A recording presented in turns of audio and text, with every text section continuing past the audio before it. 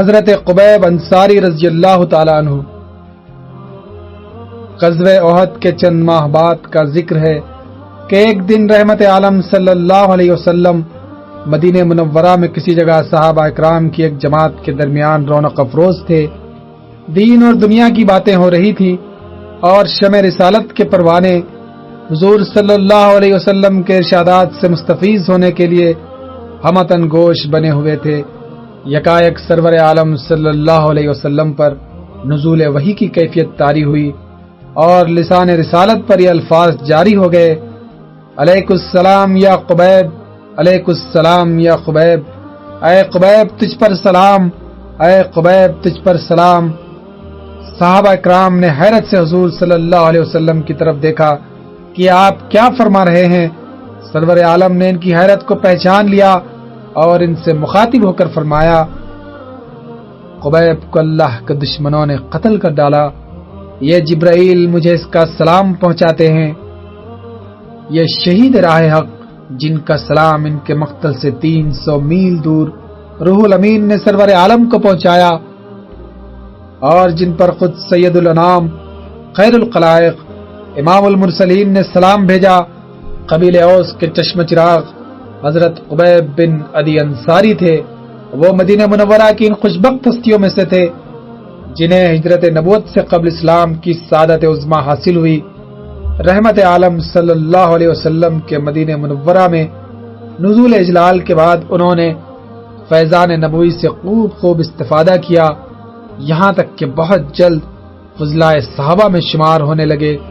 جنگ بدر میں ان کو 313 نفوس قدسی کی اس مقدس جماعت میں شامل ہونے کا شرف حاصل ہوا جس کے ایثار و خلوص اور شجاعت کی داستان سے تاریخ اسلام کے اوراق تابد تابندہ رہیں گے۔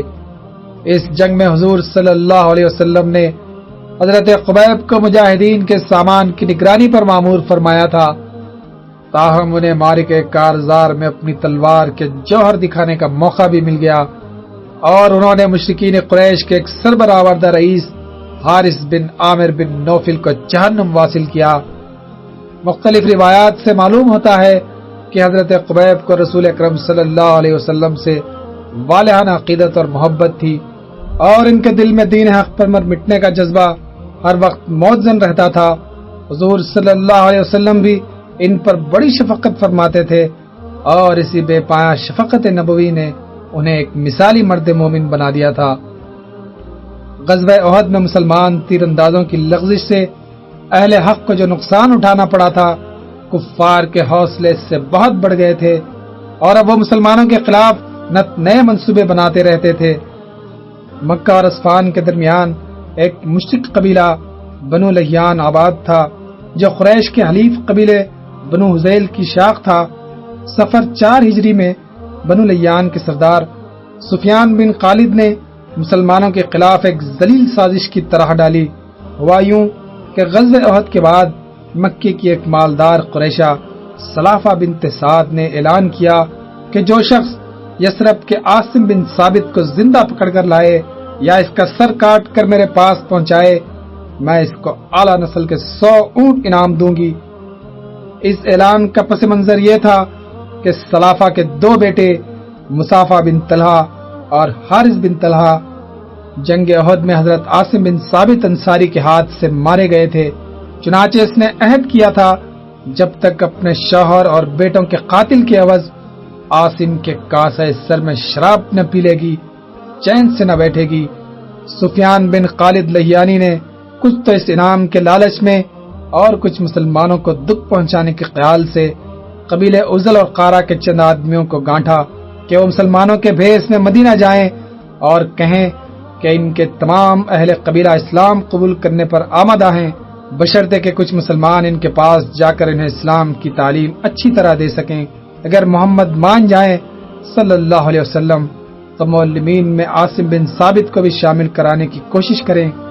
عزل اور قارہ کے 7 بدبخت آدمیوں نے سفیان بن خالد کے کہنے پر عمل کیا اور مدینہ پہنچ کر نبی اکرم صلی اللہ علیہ وسلم سے درخواست کی کہ کچھ معلمین ہمارے ساتھ کر دیجئے تاکہ وہ ہمارے قبائل میں تبلیغ کر سکیں اور انہیں احکام اسلام سکھا سکیں۔ ازراہ مکر انہوں نے حضرت عاصم بن ثابت سے اپنے قبائل کے اکثر لوگوں کی محبت کا بہت کچھ اظہار کیا۔ رحمت عالم صلی اللہ علیہ وسلم نے ان کی درخواست قبول فرما لی اور 6 صحابہ کرام حضرت عاصم بن ثابت کی قیادت میں ان کے ساتھ روانہ فرما دیا۔ داعیان حق کی اس مقدس جماعت میں حضرت قبیب بن عدی بھی شامل تھے۔ یہ مقدس جماعت جب ربی کے مقام پر پہنچی تو عزل اور قارہ کے وفد نے سوچے سمجھے منصوبے کے مطابق بدعہدی اور غداری کی۔ بنو لیان کو اطلاع بھیجی کہ تمہارا شکار آ پہنچا۔ چنانچہ 200 لیانی جنگجو اہل حق کی اس مختصر جماعت پر چڑھ دوڑے۔ ان میں سے 100 اعلیٰ درجے کے قدر انداز تھے۔ مسلمانوں نے ان کے تیور دیکھے تو دوڑ کر ایک قریبی ٹیلے پر چڑھ گئے اور بنو لیان سے مخاطب ہو کر پکارا، اے بدعہدو، کیوں عرب کی روایات کو پامال کرتے ہو؟ کیا مہمانوں کو یوں دھوکے سے گھر بلا کر قتل کرنا جائز ہے؟ اگر تمہارا یہی ارادہ ہے تو سن لو کہ ہم آخری دم تک تمہارا مقابلہ کریں گے۔ جو بھی ہمارے نزدیک آیا اس کی جان کی خیر نہیں۔ لیانیوں نے کہا، ہم تمہیں ہلاک نہیں کرنا چاہتے، ہم تو صرف قریش مکہ سے تمہارے ذریعے کچھ مال حاصل کرنا چاہتے ہیں۔ ہم عہد کرتے ہیں کہ اگر تم نیچے اتر آؤ تو ہماری پناہ میں رہو گے۔ حضرت عاصم نے فرمایا، خدا کی قسم، ہمیں مشرکوں کے عہد و پیمان پر کوئی اعتبار نہیں ہے، ہم ہرگز تمہاری پناہ نہیں لینا چاہتے۔ اب چاروں طرف سے کفار نے ان بے کس مسلمانوں پر تیروں اور برچھوں سے حملہ کر دیا۔ مسلمانوں نے نہایت ثابت قدمی سے مقابلہ کیا۔ حضرت عاصم نے اپنے ساتھیوں سے کہا، بھائیو، ہم سے دھوکہ کیا گیا ہے، مگر کوئی بات نہیں، منزل شہادت تمہارے سامنے ہے اور حوران بہشتی تمہیں اپنے آغوش میں لینے کے لیے بے قرار ہیں۔ مسلمانوں نے اپنے ترکش نکال لیے اور کفار کے تیروں کا جواب تیروں سے دیا۔ جب تیر ختم ہو گئے تو نیزوں سے مقابلہ کیا۔ حضرت عاصم نے دعا مانگی، الہی، تیری راہ میں ہم مظلومانہ مارے جا رہے ہیں، میں نے اول دن سے تیرے دین کی حمایت کی اور اب تیری حمایت کا طالب ہوں۔ میں نے تجھ سے عہد کیا تھا کہ نہ خود کبھی کسی مشرک کو مس کروں گا اور نہ کسی مشرک کو اپنا جسم چھونے دوں گا۔ مرنے کے بعد میرے جسم کی حفاظت تیرے ذمہ ہے۔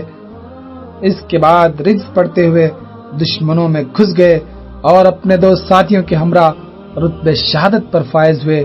3 صحابی حضرت قبیب بن عدی، حضرت زید بن دسنا اور حضرت عبداللہ بن طارق کو مشرکین نے زندہ گرفتار کر لیا۔ حضرت عاصم کی دعا جو ایک درد مند دل سے نکلی تھی مان موقف اجابت پر پہنچ گئی۔ جب مشرکین نے ان کا سر کاٹنے کا ارادہ کیا تو اللہ تعالیٰ نے ان کے جسد مبارک کے گرد شہد کی مکھیوں کا غل بھیج دیا۔ کوئی مشرک ادھر بڑھتا تو اسے بری طرح کاٹ لیتی۔ آخر انہوں نے لاش کو اسی جگہ چھوڑ دیا۔ ان کا خیال تھا کہ مکھیوں کا یہ جھنڈ چند ساعتوں بعد اڑ جائے گا، اس وقت سر کاٹ لیں گے۔ خدا کی قدرت کہ رات کو زبردست بارش ہوئی جس سے سیلاب کی کیفیت پیدا ہو گئی۔ حضرت عاصم کا جسد مبارک اسی سیلاب میں بہہ گیا اور 1000 کوششوں کے باوجود کفار کے ہاتھ نہ آیا۔ یوں اللہ تعالیٰ نے ان کے جسم کو بے حرمتی سے بچا لیا۔ نہ کوئی کافر ان کی زندگی میں انہیں مس کر سکا اور نہ ان کی شہادت کے بعد۔ حضرت قبیب، زید اور عبداللہ بن طارق کو کفار اپنی کمانوں کی تان سے باندھنے لگے تو حضرت عبداللہ نے شدید مزاحمت کی، تاہم مشرکین انہیں کسی نہ کسی طرح باندھ کر مکے کی طرف روانہ ہو گئے۔ مرے زہران پہنچے تو عبداللہ نے اپنا ہاتھ قید کی رسی سے نکال لیا اور ایک مشرک کی تلوار چھیننا چاہی۔ یہ دیکھ کر مشرک غضبناک ہو گئے اور پیچھے ہٹ کر ان پر پتھر برسانے شروع کر دیے، یہاں تک کہ وہ واصل بحق ہو گئے۔ مشرک انہیں وہیں دفن کر کے آگے بڑھے۔ بعض روایتوں میں ہے کہ مشرکین نے عبداللہ کو رجی کے مقام پر ہی شہید کر ڈالا تھا۔ اب ان کے قبضے میں صرف 2 عاشقان حق اور سرفروشان دین باقی رہ گئے تھے، حضرت قبیب بن عدی اور حضرت زید بن دسنا۔ بنو لیان انہیں مکے کے بازار میں لے آئے جہاں ان دنوں حیوانوں کی طرح انسانوں کی خرید و فروخت ہوتی تھی۔ جب قریش کو علم ہوا کہ بنو لیان محمد صلی اللہ علیہ وسلم کے 2 ساتھیوں کو اسیر کر کے مکہ لائے ہیں تو انہیں بڑی خوشی ہوئی اور بازار کی طرف یہ دیکھنے کے لیے لپکے کہ ان قیدیوں میں کوئی ان کا کسی عزیز کا قاتل تو نہیں۔ حضرت قبیب نے غزوہ بدر میں حارث بن عامر بن نوفل کو قتل کیا تھا۔ اس لیے جب حارث کا اعزا نے قبیب کو دیکھا تو ان کی باچھیں کھل گئی کہ انہیں اتنی آسانی سے حارث کا انتقام لینے کا موقع مل گیا۔ چنانچہ حارث کے بیٹے یا بروایت دیگر زینب بنت حارث نے حضرت قبیب کو 100 اونٹوں کے عوض خرید لیا۔ ایک دوسری روایت میں ہے کہ قبیب کو حارث بن عامر مقتول کے حلیف حجر بن ابی احاب تمیمی نے 80 دینار یا 50 اونٹوں کے عوض خریدا تاکہ اس کا بھتیجا عقبہ بن حارث نے قتل کر کے اپنے باپ کے خون کا انتقام لے۔ اسی طرح حضرت زید بن دسنا کو صفوان بن امیہ نے 50 اونٹوں کے عوض خرید لیا تاکہ انہیں اپنے باپ امیہ بن خلف مقتول بدر کے بدلے میں قتل کرے۔ یوں اللہ کے یہ دو پاک باز بندے لیانی غداروں کے پنجے ستم سے چھوٹ کر مکے کے قسی القلب مشرکوں کے ہاتھ پڑ گئے۔ قریش مکہ کفر کی حالت میں بھی اشہر حرم یعنی حرمت والے 4 مہینوں رجب، ذی القعدہ، ذی الحجہ اور محرم میں قریظی سے اجتناب کرتے تھے۔ چونکہ حضرت قبیب جس زمانے میں فروخت ہوئے وہ ذی القعدہ کا مہینہ تھا، اسی لیے بنو حارث نے ان کا قتل اشہر حرم گزرنے تک ملتوی کر دیا اور انہیں طوق سلاسل میں جکڑ کر ایک کوٹری میں محبوس کر دیا۔ طبقات ابن سعد میں ہے کہ بنو حارث نے قبیب کی نگرانی پر اپنے ایک عزیز موہب کو مقرر کیا۔ ابن اسحاق کا بیان ہے کہ قبیب کو بنو حارث نے خرید کر حجیر بن ابی احاب کی کنیز ماویہ یا ماریا کے گھر قید رکھا اور زینب بنت حارث کو ان کی نگرانی پر مامور کیا۔ یہ ماویہ جو بعد میں مشرف با اسلام ہو گئی بیان کرتی ہیں کہ خدا کی قسم میں نے قبیب بن عدی سے بہتر کوئی قیدی نہیں دیکھا۔ وہ رات کے پچھلے پہر ایسی پرسوز آواز میں قرآن پڑھا کرتے تھے کہ قریش کی عورتیں اسے سن کر بے اختیار رویا کرتی تھیں۔ ایک دن میں نے کواڑ کی دراز سے جھانکا تو یہ دیکھ کر حیران رہ گئی کہ قبیب جو زنجیروں میں جکڑے ہوئے تھے انگور کا ایک بہت بڑا گچھا کھا رہے تھے، حالانکہ انگور کا موسم نہ تھا۔ یہ خدائی رزق تھا جو اللہ تعالیٰ نے انہیں عطا کیا تھا۔ میں نے ایک دن قبیب سے کہا کہ اگر تمہیں کسی چیز کی ضرورت ہو تو مجھے بتاؤ۔ قبیب نے کہا مجھے کسی چیز کی حاجت نہیں، البتہ میں تجھ سے 3 باتوں کی درخواست کرتا ہوں۔ نمبر 1 مجھ کو میٹھا پانی پلانا، نمبر 2 جو جانور بتوں کے آستانوں پر ذبح ہوں ان کا گوشت مجھے نہ کھلانا، نمبر 3 جب قریش میرے قتل کا ارادہ کریں تو مجھے پہلے آگاہ کر دینا۔ میں نے ان 3 باتوں کے پورا کرنے کی حامی بھر لی۔ جب اشہر حرم گزر گئے تو قریش قبیب کے قتل کے لیے مجتمع ہوئے۔ میں نے قبیب کو قریش کے ارادے سے مطلع کیا تو خدا کی قسم انہیں مطلق ہراساں نہ پایا۔ ہاں انہوں نے طہارت کے لیے مجھ سے اس طرح طلب کیا، میں نے اپنے کمسن فرزند کے ہاتھ اس طرح انہیں بھیج دیا۔ بعد میں خیال آیا کہ میں نے کیسا خلاف عقل کام کیا ہے، یہ قیدی تو اپنی جان سے ہاتھ دھوئے بیٹھا ہے، کہیں اس بچے کو نہ مار ڈالے۔ میں دوڑی دوڑی قید خانے میں گئی، دیکھا تو قبیب اس طرح ہاتھ میں پکڑے بچے سے کہہ رہے تھے بیٹے کیا تیری ماں نے مجھ سے خوف نہ کھایا کہ تیرے ہاتھ سے اس طرح بھیج دیا؟ میں نے دروازے کی آڑ سے کہا اے قبیب میں نے اس بچے کو تیرے پاس بامان خدا بھیجا ہے۔ قبیب نے میری گھبراہٹ کو بھانپ لیا اور کہنے لگے میں وہ نہیں کہ اس معصوم بچے کا قتل کر دوں، ہمارے دین میں ایسا ظلم اور عہد شکنی روا نہیں۔ حضرت قبیب کی بلندی کردار کا مشاہدہ کرنے کے باوجود سیاہ باطن مشرکوں کو رحم نہ آیا اور وہ بدستور اس قدسی صفت انسان کو قتل کرنے پر تلے رہے۔ حضرت قبیب بلا شبہ قریش کے ایک بڑے سردار کے قاتل تھے، لیکن انہوں نے یہ قتل کسی دھوکے اور فریب سے نہیں کیا تھا، بلکہ عین میدان کارزار میں مردوں کی طرح لڑ کر کیا تھا۔ اب قریش ان پر قابو پا کر جس بد کرداری کا مظاہرہ کر رہے تھے وہ دنیا کے کسی آئین میں روا نہیں تھا۔ یہ کھلی ہوئی شیطنت اور بزدلی تھی کہ رسیوں میں جکڑے ہوئے ایک بے بس قیدی کو 20 مسلح آدمی مل کر مارے۔ ایسا فعل تو عربوں کی قومی روایت کے بھی اکثر خلاف تھا، لیکن مشرکین قریش اسلام کی دشمنی میں بالکل اندھے ہو گئے تھے۔ انہوں نے اس مظلوم پردیسی کو قتل کرنے کے لیے خاص اہتمام کیا اور طے کیا کہ انہیں سولی پر لٹکا کر نیزوں کے کچوکوں سے ہلاک کیا جائے۔ چنانچہ انہوں نے اشہر حرم گزرنے کے بعد حرم سے باہر تنیم کے مقام پر سولی گاڑی اور منادی کر کے تمام اہل مکہ کو دعوت دی کہ وہ قبیب کے قتل کا تماشا دیکھنے کے لیے تنعیم پہنچے۔ چنانچہ سارا مکہ تماشا دیکھنے کے لیے امٹ پڑا۔ یہ لوگ ڈھول اور دف پیٹ رہے تھے، جھنڈے لہرا رہے تھے اور نفیریاں بجا رہے تھے۔ یوں معلوم ہوتا تھا کہ کوئی بہت بڑا میلہ یا جشن ہے۔ حضرت قبیب کو پابجولہ وہاں لایا گیا تو اس ناپکار ہجوم نے مسرت کے نعروں سے آسمان سر پر اٹھا لیا۔ ہنگامہ دار و رسن برپا کرنے سے پہلے ظالموں نے حضرت قبیب سے پوچھا، کوئی خواہش ہو تو بیان کرو۔ حضرت قبیب نے فرمایا، میری اور تو کوئی خواہش نہیں ہے، البتہ یہ چاہتا ہوں کہ 2 رکعت نماز پڑھنے کی مہلت دے دو۔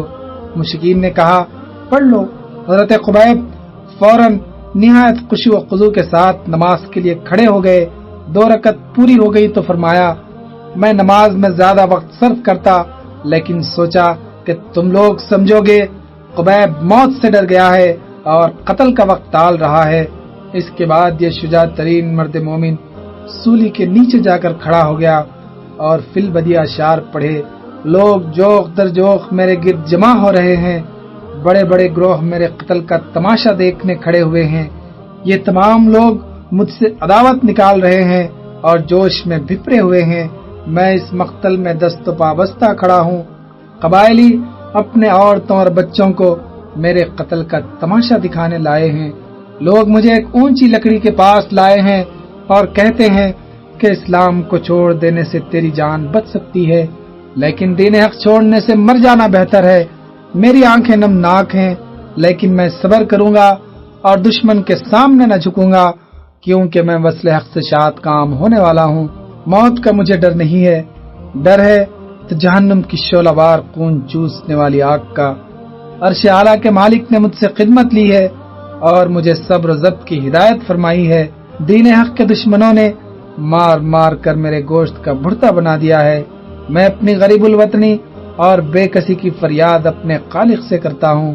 واللہ میں جب اللہ کی راہ میں جان دے رہا ہوں تو مجھے پرواہ نہیں کہ کس پہلو پر گرتا ہوں اور کیسے جان دیتا ہوں۔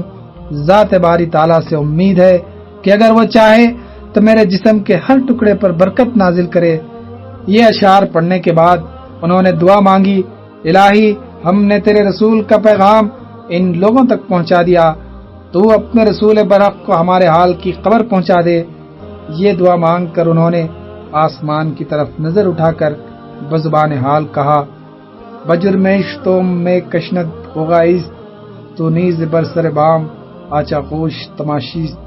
اس وقت حضرت قبیب کی زبان پر اپنے قاتلوں کے لیے بے اختیار یہ دعا جاری ہو گئی، اے اللہ ان میں سے ہر ایک پر اپنا قہر نازل کر اور ان کو پراگندہ کر کے ہلاک کر، ان میں سے کسی کو باقی نہ چھوڑ۔